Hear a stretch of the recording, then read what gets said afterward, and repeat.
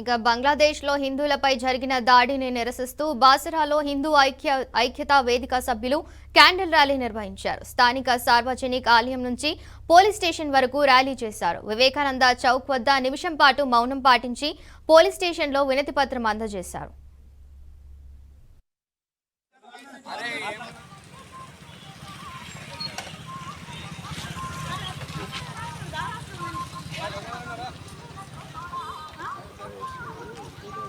దాన్ని మౌనవతం అన్నారు సాముండా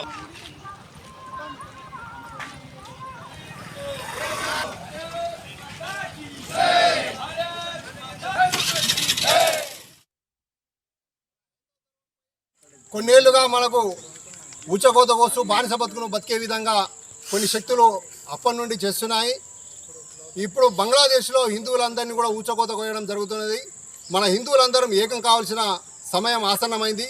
మన భారతదేశ హిందువులందరూ కూడా ఏకమై ఇలాంటి విషయాలను ఎదుర్కొంటేనే మన హిందూ ధర్మం రక్షించబడుతుందని మన ప్రధానమంత్రి కూడా మన అందరికి కూడా అల్టిమేటం జారీ చేసిండు.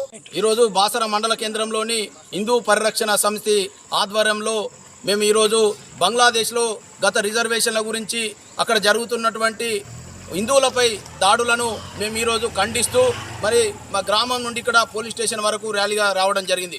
ఒకటే విషయం చెప్తున్నాను, ఈరోజు బంగ్లాదేశ్లో హిందువులను ఊచకోత పెడుతున్నారు. హిందువులను ఎక్కడ పడితే అక్కడ చంపేస్తున్నారు. ఖబర్దార్ అక్కడున్న ముస్లిం సోదరులారా, ఎందుకంటే భారతదేశంలో కూడా మీరు ముస్లింలు మేము ప్రేమగా అన్నదమ్ములుగా చూసుకుంటున్నాం. కానీ మా హిందూ సోదరుల్ని బంగ్లాదేశ్